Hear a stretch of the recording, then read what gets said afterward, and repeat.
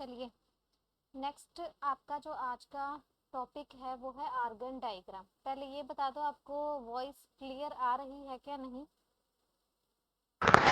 Yes ma'am. ठीक है।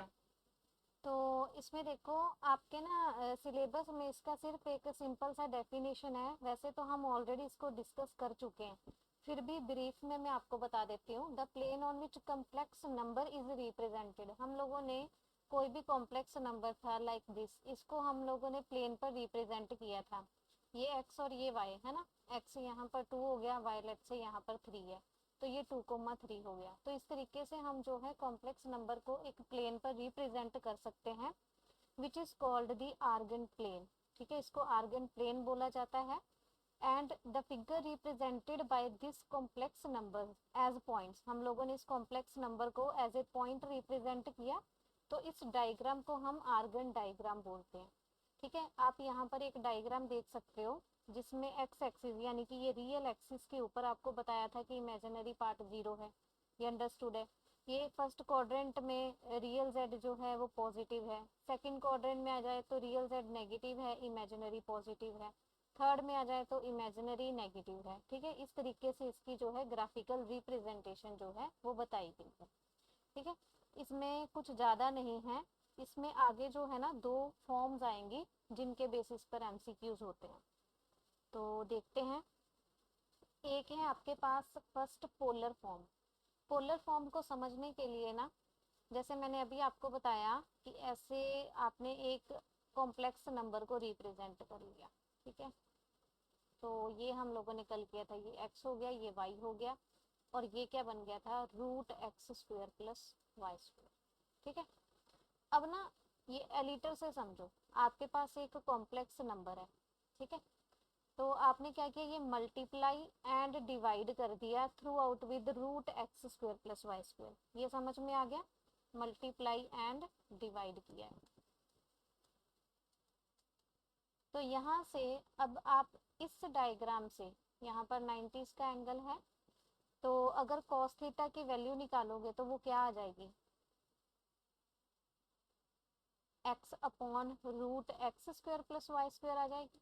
ठीक है, साइन थीटा की अगर वैल्यू फाइंड आउट करोगे तो वो y upon root x square plus Y square find out होकर आ जाएगा। इट मीन्स कि आप इस एक्सप्रेशन को कॉस थीटा और इस एक्सप्रेशन को आप साइन थीटा सब्सटीट्यूट कर सकते हो, और ये जो वैल्यू है आपकी मॉडुलस z की वैल्यू है। तो आपके पास एक्सप्रेशन क्या बन गया, z is equals to mod z cos theta plus iota sine theta. ये आपकी जो है वो पोलर फॉर्म को रिप्रेजेंट करता है। ठीक है, और यहाँ पर अगर मैं सिंपली इसको r सपोज करूँ, ये देखो r का यहाँ पर मीनिंग क्या है, root x square plus Y square, अगर कार्टेशियन में हम देख ले तो। ठीक है ना, पोलर कोऑर्डिनेट्स मीनिंग, तो यहाँ पर जो r आ जाएगा और यहाँ पर cos theta plus iota sine theta आ जाएगा। ठीक है, ये तो हो गया। अब मैं यहाँ से अगर कंपोनेंट्स को कंपेयर करूँ, इसको मैं वापस x प्लस आइटा वाई लिख रही हूँ, ये r cos थीटा हो गया और plus iota r sine theta हो गया। तो यहाँ से क्या समझ में आया कि x is equals to r cos theta के बराबर है और y is equals to r sine theta के बराबर है। ये पता चल गया। अगर आप इन दोनों को डिवाइड कर लोगे तो आपके पास टेंजेंट थीटा की वैल्यू आ जाएगी, जैसे y by X is equals to tan theta आ गया। ठीक है, तो ऐसे ही हम क्या करते थे, theta is equals to tan inverse y upon x, ये डायरेक्शन या फिर कहो कि एम्पलीट्यूड के बारे में। ठीक है, ये थीटा के बारे में आपको बताता था। तो इस तरीके से एक जो कॉम्प्लेक्स नंबर है उसकी पोलर फॉर्म हम लिख सकते हैं, और इस पोलर फॉर्म को शॉर्ट में r सिस थीटा कहा जाएगा। ठीक है, cis theta means cos theta plus iota sine theta. इतनी बात समझ में आ गई आप लोगों को कि इसकी पोलर फॉर्म को कैसे रिप्रेजेंट किया जाता है। सिंपली आपको इसमें ये एक्सप्रेशन माइंड में रखना है कि अगर कोई कॉम्प्लेक्स नंबर है तो उसकी पोलर फॉर्म क्या है, mod z cos theta plus iota sine theta. ठीक है, आगे इसकी एक एक्सपोनेंशियल फॉर्म है, एक्सपोनेंशियल फॉर्म या फिर आइलर्स फॉर्मूला। ठीक है, तो जैसे z is equal to r cos theta plus iota sine theta हम लोगों ने किया था, तो आपके पास ना कोई भी रियल नंबर अगर x है तो ई की आयोटा एक्स किसके बराबर होता है? Cos theta plus sorry e की iota x is equal to cos x plus iota sine x के बराबर है। ठीक है, तो सिमिलर वे से ये क्या बन जाएगा, ई की पावर आयोटा थीटा। तो z is equals to R into E की पावर आयोटा थीटा। आपने एक एक्सपोनेंशियल फॉर्म में इसको रिप्रेजेंट कर दिया। तो दोनों फॉर्म्स आपको क्लियर हैं कि इस तरीके से इनको रिप्रेजेंट किया जाता है। अगर मान लो किसी क्वेश्चन में आपके पास ये फॉर्म आ गई, ठीक है, आपको फर्दर इसको दोबारा से सॉल्व करना है, तो आपको क्या करना पड़ेगा, इसको इस फॉर्म में पोलर फॉर्म में कन्वर्ट करना पड़ेगा, दोनों साइड के कंपोनेंट्स को इक्वेट करना पड़ेगा, और आफ्टर दैट आपका जो सोल्यूशन है वो आराम से निकल जाएगा। ठीक है, अच्छा अभी एक क्वेश्चन है, आप इसको ट्राई करो और इसका आंसर मुझे बताओ कि क्या आ रहा है। पहले तो जो भी आपके पास कॉम्प्लेक्स नंबर है उसको स्टैंडर्ड फॉर्म में लिखना है। ठीक है, वो मैं कन्वर्ट कर देती हूँ, ये आइटा बाहर आ जाएगा और ये √3 हो जाएगा। इसमें वो कहते हैं थीटा निकालो, चाहे तो कंपैरिजन करके निकाल लो, चाहे वैसे मैंने आपको डायरेक्ट ही ऑलरेडी बता दिया है कि थीटा कैसे आएगा, tan inverse y upon x करके, और आपको कल जो कंसेप्ट सिखाया था उसके अकॉर्डिंग आंसर करना।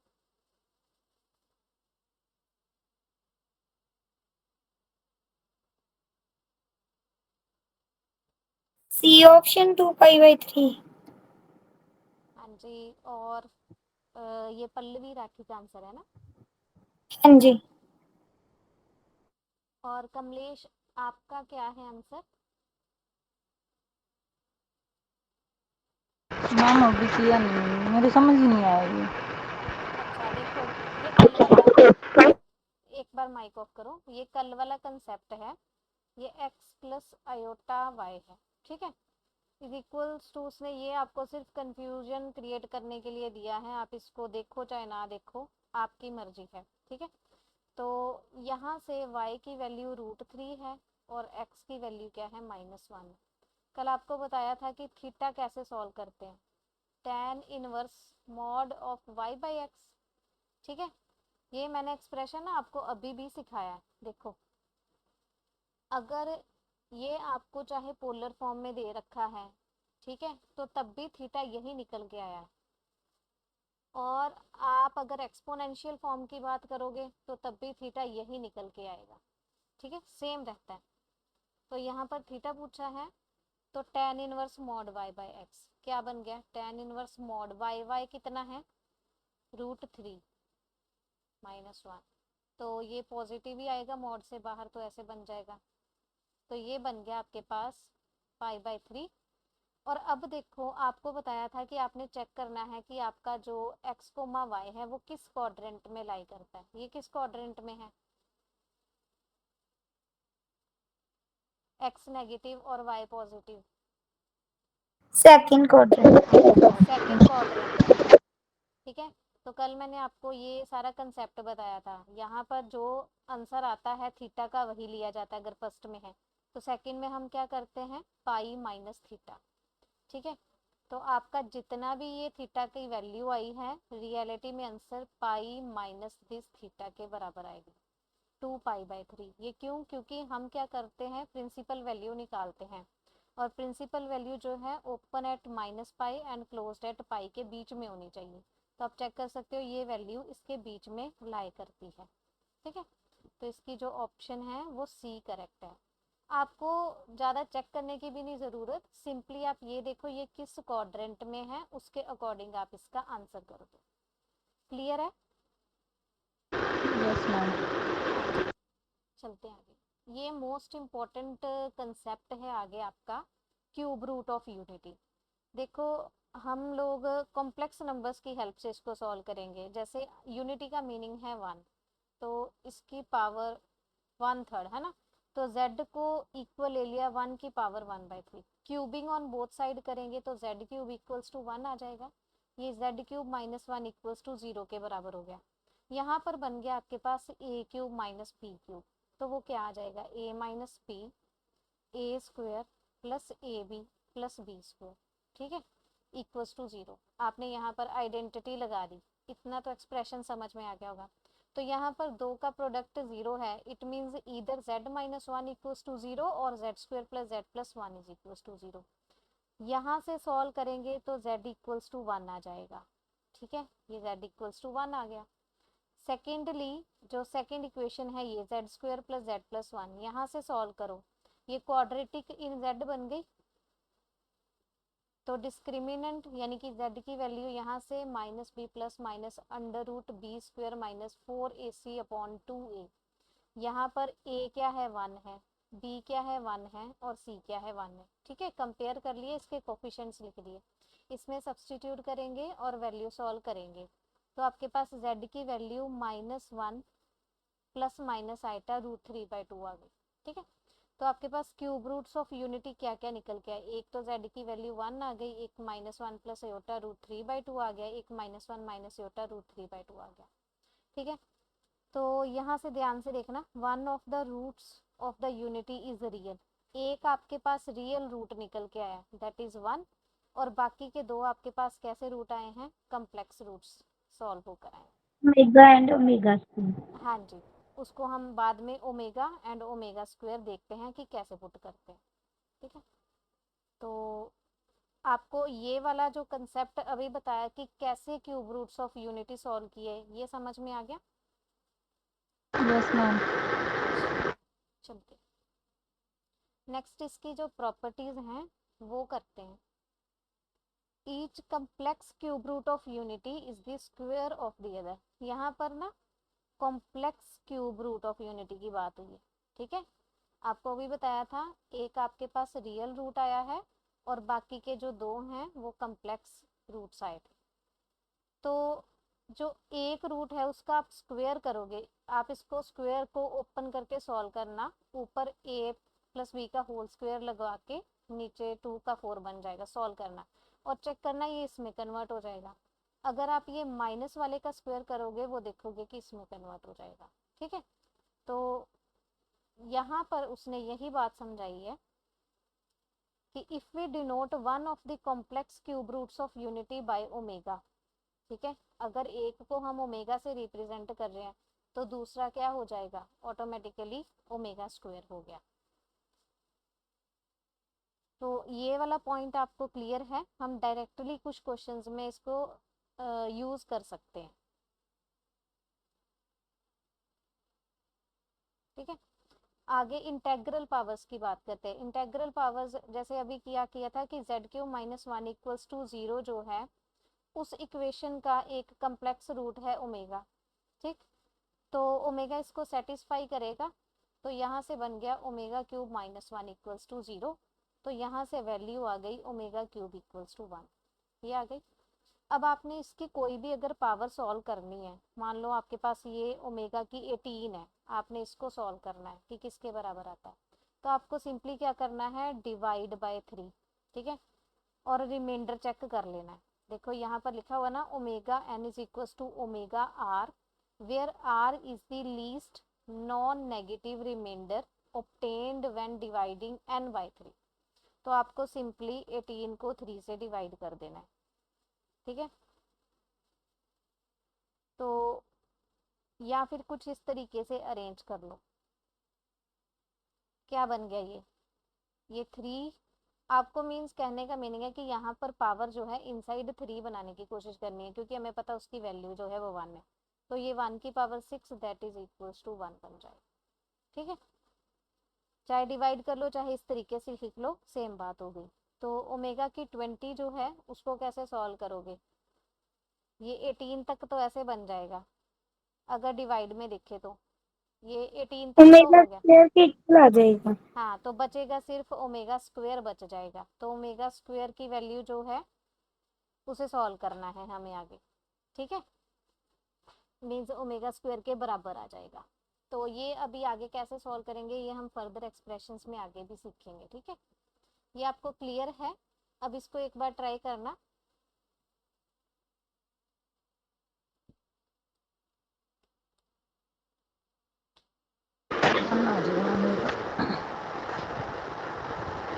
इसका ओमेगा ओमेगा की 9 ओमेगा 1। Omega 19 omega. एक मिनट, एक जना करो, माइक्रोफोन ऑफ करो एक जना, ठीक है। ओमेगा की 9 का क्या आंसर है? 1।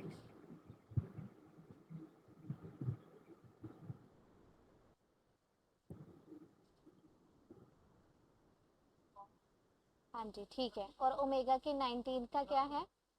ओमेगा। हाँ जी ठीक है। 18 तक तो ऐसे कंप्लीट हो गया ना, और बचा सिर्फ ओमेगा, हाँ जी। ठीक है, डिवाइड होने के। तो आगे चलते हैं, आपको इंटेग्रल पावर्स आ गई। नेक्स्ट प्रॉपर्टीज जो है वो थर्ड है, इंपॉर्टेंट है। The sum of the three cube roots of unity is 0। तो 1 plus omega square is equal to 0। ये आप करके भी देख सकते हो, क्यों? क्योंकि हम लोगों ने देखा था ना, एक जो है उसका स्क्वायर करेंगे वो दूसरे के बराबर है, तो ये तो दोनों वैल्यूज सेम दे देगा, है ना। तो या फिर आप इस तरीके से कर सकते हो। एक मिनट, ये जो तीनों वैल्यूज हैं इनको ऐड ऑन करके देखना, ठीक है। ये 1, ये ओमेगा, और ये ओमेगा स्क्वायर, इनको ऐड करके देखना और चेक करना कि उन तीनों का सम जो है वो 0 के बराबर आए। फिर नेक्स्ट प्रॉपर्टी है, ये भी इंपॉर्टेंट है। The product of the three cube roots of unity is 1, means 1 into omega square is equal to 1, ठीक है। ये आपको डायरेक्टली पता भी चल रहा होगा। Then each complex cube root of unity is the reciprocal of the other. यहाँ पर कॉम्प्लेक्स क्यूब रूट की बात की गई है, ठीक है। जैसे ओमेगा है वो 1 अपॉन ओमेगा स्क्वायर लिखा जाएगा, ये एक दूसरे के रेसिप्रोकल है, तो ओमेगा स्क्वायर को 1 अपॉन ओमेगा लिख सकते हैं। क्यों? क्योंकि ओमेगा क्यूब इक्वल्स टू 1 था, तो यहाँ से ये स्प्लिट हो जाएगा। तो अगर ओमेगा की वैल्यू निकालोगे 1 बाय ओमेगा स्क्वायर, अगर ओमेगा स्क्वायर के निकालोगे तो 1 बाय ओमेगा, ठीक है। तो इस तरीके से। नेक्स्ट क्या है? Cube roots of -1। अगर आपको -1 के, यानी कि हम लोगों ने -1 के अगर रूट्स निकालने हैं तो वो क्या आ जाएंगे? सिंपली आपने -1 माइनस ओमेगा स्क्वायर लिखना है। तो यहाँ से ना, ये इंपॉर्टेंट है, ये ध्यान से देखना। कहते the idea of finding cube roots of 1 and -1। हम लोगों ने 1 के क्यूब रूट्स निकाले थे, 1 ओमेगा एंड ओमेगा स्क्वायर, ठीक है। अभी हमने -1 के निकाल दिए, that is -1 minus omega and minus omega square. तो ये कंसेप्ट को हम आगे एक्सटेंड कर सकते हैं to find the cube roots of any real number. अगर आपके पास कोई ए पॉजिटिव रियल नंबर है, पॉजिटिव रियल नंबर है, आपने उसके क्यूब रूट्स निकालने हैं, तो सिंपली क्या आ जाएगा? जैसे ए का क्यूब रूट ए की पावर 1/3, फिर उसके साथ ओमेगा मल्टीप्लाई कर दो, फिर ओमेगा स्क्वायर कर दो। अगर नेगेटिव रियल नंबर है तो आपने क्या करना है? माइनस लगाना है, और ये सेम वैल्यू मॉड में ए की पावर 1/3, साथ में फिर सेकंड में ओमेगा मल्टीप्लाई कर दो, थर्ड में ओमेगा स्क्वायर कर दो। आपके सामने एग्जांपल है, जैसे 8 की पावर 1/3 की निकालनी है, इसको सॉल्व करना, ये क्या आ जाएगा? 2, ठीक है। तो एक रूट आपका 2 आ गया, दूसरा क्या आ जाएगा? 2 ओमेगा, और तीसरा 2 ओमेगा स्क्वायर, ठीक है। अगर माइनस की बात करें, अगर -8 होगा, -8 की 1/3, फिर -2 आ जाएगा, बस सभी के आगे। हाँ जी, ये देखो, -2 ओमेगा एंड -2 ओमेगा स्क्वायर, अगर -8 की पावर 1/3 की बात करें। क्लियर है? ठीक है मैम। ठीक है, तो ये इंपॉर्टेंट है। ये क्या होता है कि अगर एक के क्यूब रूट दिए हुए हैं, दूसरे के रिलेट करके पूछ लेते हैं इसी तरीके से। आपको बस ये प्रॉपर्टी ध्यान में रखनी है। फिर आगे ये 7th प्रॉपर्टी है।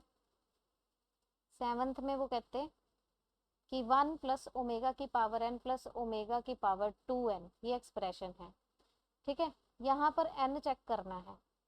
n अगर मल्टीपल है 3 का, n अगर 3 का मल्टीपल है, तो इसको आप सॉल्व करके देखो चाहे ना करके देखो, डायरेक्टली ये आंसर 3 देगा।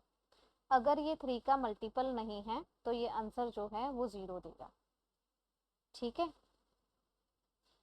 3 का मल्टीपल मीन्स यहाँ पर 6 हो गया, यहाँ पर 12 आ गया। आप इसको सॉल्व करके देखो, इसके रिमाइंडर्स निकाल के सॉल्व करके देखो दोनों के, और प्लस करके देखो आंसर क्या आता है, आपका 3 आ जाएगा। अगर ये 3 का मल्टीपल नहीं है n का, यहाँ सेकंड से ही चेक कर लेना आप, यहाँ से।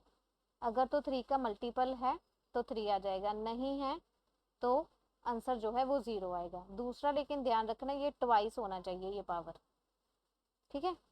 ये प्रॉपर्टी ये फर्दर एमसीक्यूज में आपको अप्लाई करने के लिए मिल जाएगी। मैम एक बार जीरो वाला कोई मल्टीपल 3 का नहीं है उसकी वैल्यू लेके प्रूव करके एक दिखाना। मिनट,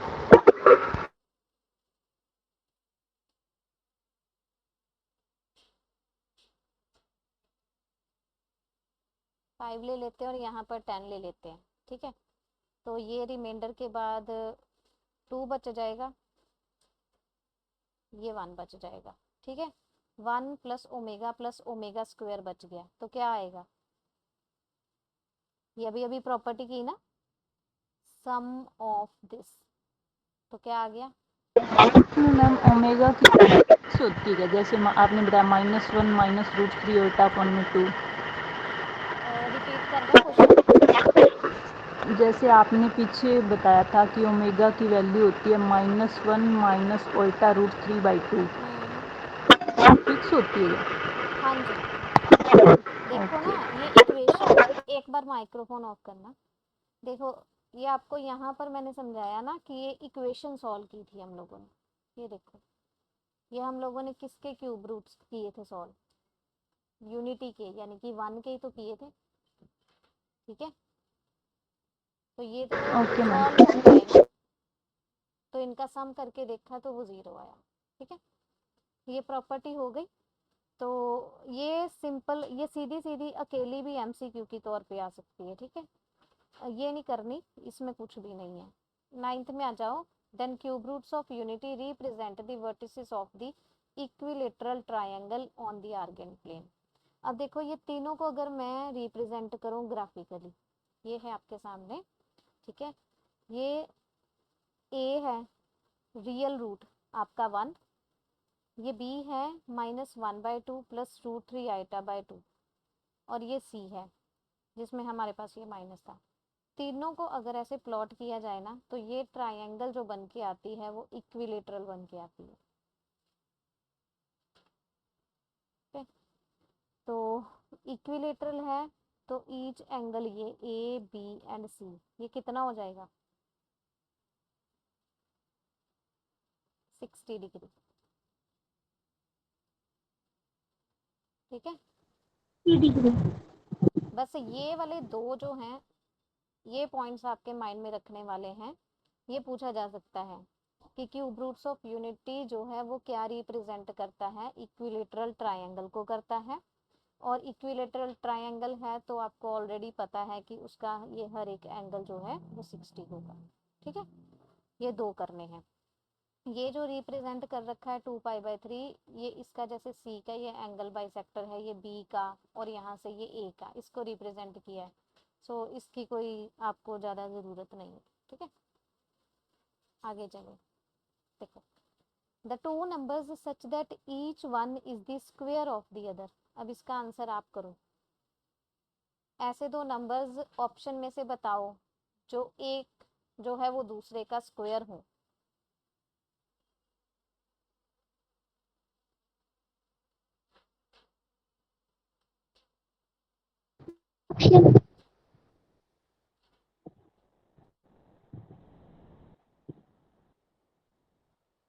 डी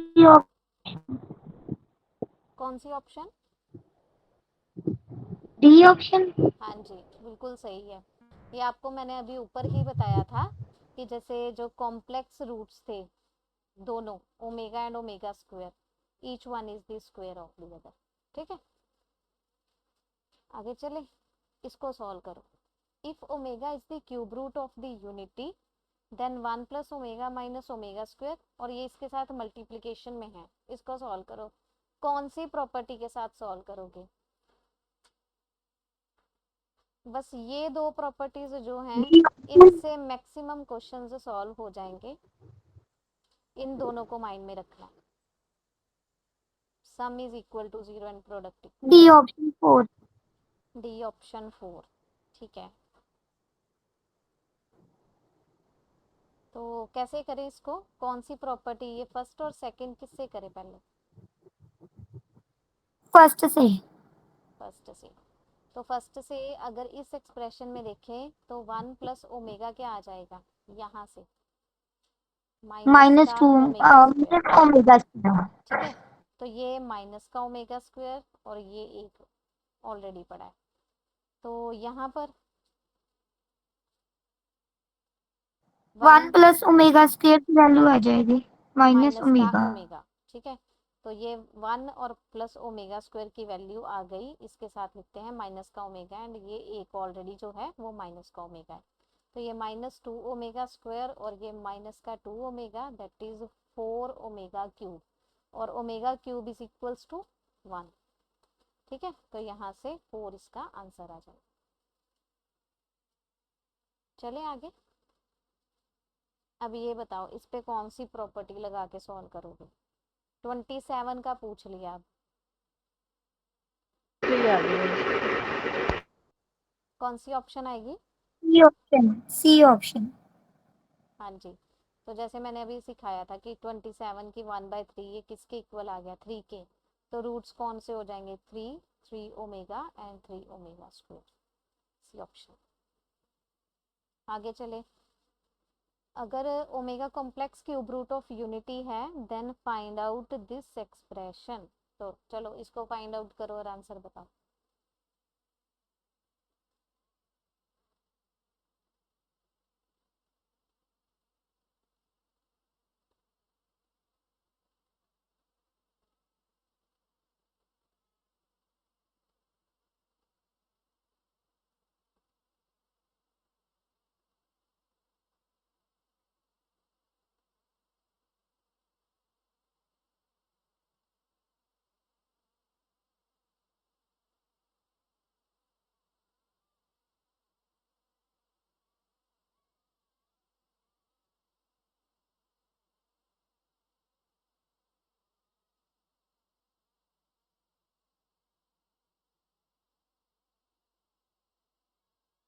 इसका एक हिंट दे देती हूँ, इसे सॉल्व करो पहले, और यहाँ पर वो डिवाइड करके पावर को छोटा कर लो, तो ये 4 को 3 से डिवाइड करेंगे तो सिर्फ 1 बचेगा। ठीक है, यहाँ 3 से करेंगे तो 6 तो खत्म हो जाएंगे और स्क्वायर बच जाएगा। ठीक, ये सेम बच रहा है, ये सेम बच रहा है, इसको कैलकुलेट कर लो, ये अपने आप हो जाएगा, और मल्टीप्लाई करके फाइनल आंसर बताना।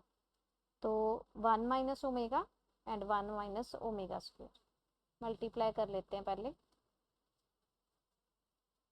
ये बन गया,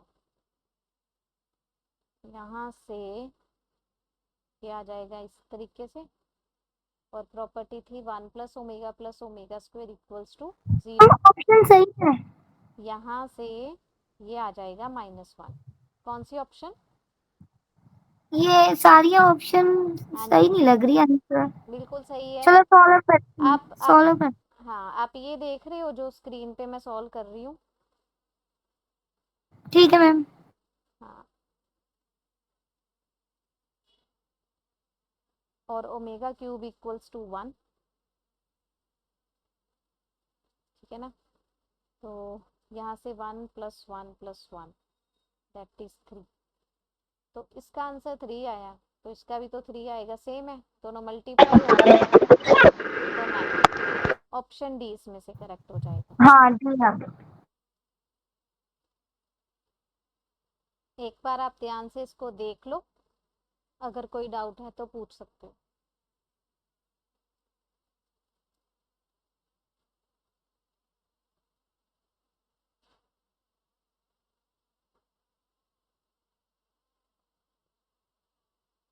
क्लियर है मैम।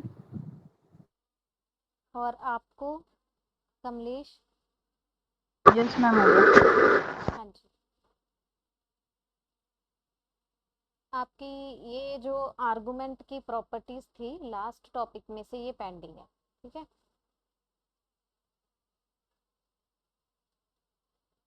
इसमें कुछ नहीं है, सिंपल प्रॉपर्टीज हैं, ऐसे ही डायरेक्ट माइंड में रखनी है। देखो z1 equals to z2 implies both ways, तो अगर दो कॉम्प्लेक्स नंबर्स इक्वल हैं तो दोनों की मॉडुलस वैल्यू इक्वल है, मॉडुलस वैल्यू और दोनों का आर्ग्यूमेंट भी सेम होगा, इसमें कुछ है नहीं वैसे। आर्गूमेंट ऑफ z1 z2 अगर निकालते हो, जैसे आपने लॉग में m1 m2 पढ़ा होगा, ठीक है, तो log m1 plus log m2 ऐसे लिखते थे, लेकिन इसमें बस इतना इससे रिलेट करना है बस माइंड में, ठीक है।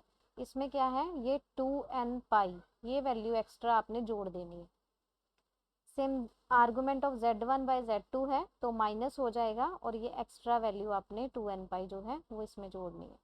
आर्गूमेंट ऑफ 1 बाई z की बात करें तो वो minus of argument of z हो जाएगा, ठीक है, यहाँ पे z मिसिंग है, और प्लस क्या करना है 2n पाई, क्योंकि ये एक तरीके से z की पावर -1 हो गया ना, माइनस आगे आ गया। इस तरीके से आप इसको थोड़ा सा माइंड में कंपेयर करके याद रख सकते हो, ठीक है। ये 4 प्रॉपर्टीज़ हैं, तो इसको थोड़ा सा अपने माइंड में बिठाना है आपको।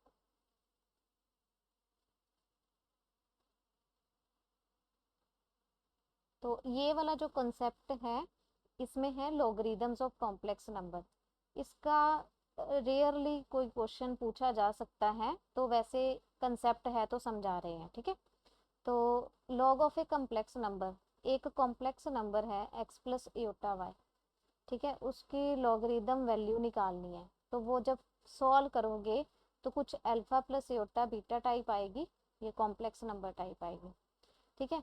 तो देखते हैं, अगर x प्लस एटा वाई उसको हम लिख सकते हैं r times cos theta plus iota sine theta, that is r e की पावर एटा थीटा। ये मैंने अभी अभी समझाया था लास्ट पे।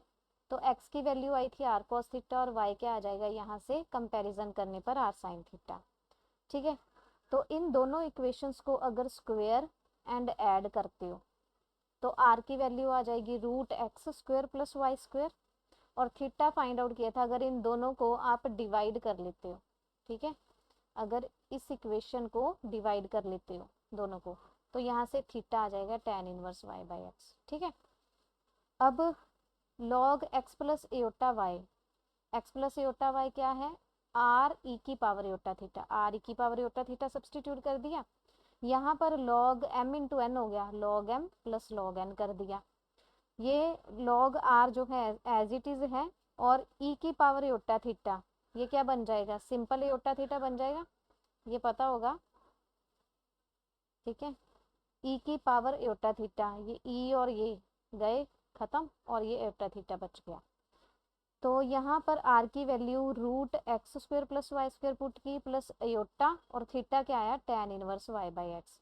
और यहाँ से कंक्लूजन क्या निकला जो आपको माइंड में रखना है, कि log of any complex number z is equals to log of modulus of z plus iota amplitude of z, ठीक है।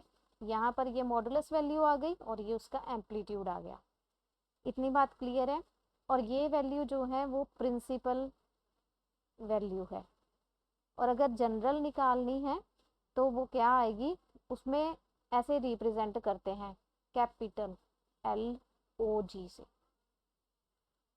तो उसके लिए आपको ये प्रिंसिपल वैल्यू तो निकालनी ही है, यानी कि स्मॉल l से जो रिप्रेजेंट कर रहे हैं वो प्रिंसिपल है, और ये जनरल के लिए कैपिटल से। तो पहले आप प्रिंसिपल वैल्यू निकालोगे और प्लस 2n पाई आयोटा कर दोगे, where n is any integer. और एम्पलीट्यूड कैसे निकालोगे, क्वाड्रेंट को देखते हुए, ये आपको मैंने बताया हुआ है कि एम्पलीट्यूड आप कैसे निकालते हो, ये थीटा चारों क्वाड्रेंट्स को देखते हुए। तो ये बात क्लियर है कि क्या माइंड में रखना है, एक तो प्रिंसिपल वैल्यू का ये एक्सप्रेशन, और उसके बाद अगर जनरल पूछ ले तो 2n पाई एटा उसमें ऐड करना है, ठीक है। ये डायरेक्ट MCQ भी आ सकता है, और इसके बेस पर एक क्वेश्चन कर लेते हैं। अब ये है, ठीक है।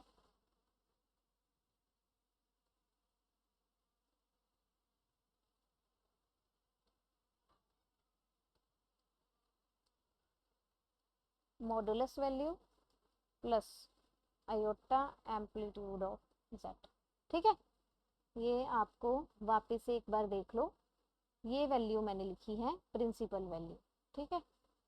यहाँ इस क्वेश्चन में क्या कह रहे हैं कि साइन ऑफ लॉग एटा की power Etah equals to a plus iota b के बराबर है, a और b फाइंड आउट करो, और उसके बाद ये कॉस की वैल्यू भी निकालो। तो पहले तो साइन लॉग ऑफ आयोटा की पावर आयोटा। इसे कैसे लिख सकते हैं, ये लॉग m की पावर n है तो n लॉग m कर देते हैं, ठीक है। अब ये एक्सप्रेशन आपके पास बन गया, तो लॉग आयोटा क्या आ जाएगा, यहाँ पर मॉडुलस वैल्यू ऑफ आयोटा और एम्पलीट्यूड ऑफ, ठीक है, एम्पलीट्यूड ऑफ आयोटा क्या आएगी, मॉडुलस वैल्यू क्या आएगी आयोटा की, 1 हाँ जी, 0 आ जाएगा, log 1 0 हो गया। हाँ, और एम्पलीट्यूड आयोटा का क्या आएगा, means pi theta by 2 tan inverse y by x, यानी कि आयोटा पाई बाय 2 आ गया, हाँ जी, ठीक है, एम्पलीट्यूड पाई बाय 2 आ गया। हाँ, तो यहाँ पर पाई बाय 2 और ये 0 हो गया और प्लस आयोटा पाई बाय 2, ये समझ में आ गया। तो ये बन गया साइन आयोटा, और इसको जब मैंने सॉल्व किया तो ये बन गया आयोटा पाई बाय 2, ठीक है। तो ये क्या बन गया, आयोटा स्क्वायर, मीन्स कि माइनस का पाई बाय 2, माइनस का पाई बाय 2 कितना हो गया, साइन माइनस पाई बाय 2 -1 -1। तो इसको किसके साथ कंपेयर करना है, a प्लस आयोटा b के साथ। तो यहाँ से a की वैल्यू आ गई -1 और -1 b की वैल्यू आ गई 0, ठीक है। आगे फर्दर क्या सॉल्व करना है, ये कॉज लॉग आयोटा की पावर आयोटा, ठीक है। तो कॉज लॉग, ये बताओ ये कैसे कर सकते हैं, ये सीखा है ना, sine square theta plus cos square theta is equals to 1, इसको यूज करो।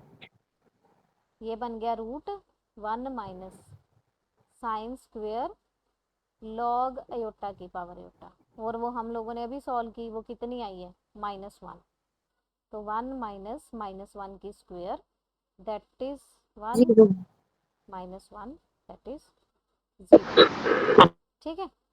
तो क्या ये कंसेप्ट क्लियर है लॉगरिदमिक वैल्यू का, यस मैम। ठीक है। हाँ जी मैम। तो आज का जो है, हाँ जी, यहीं तक है एमसीक्यूज, बाकी जो है हम नेक्स्ट क्लास में डिस्कस करें, ठीक है।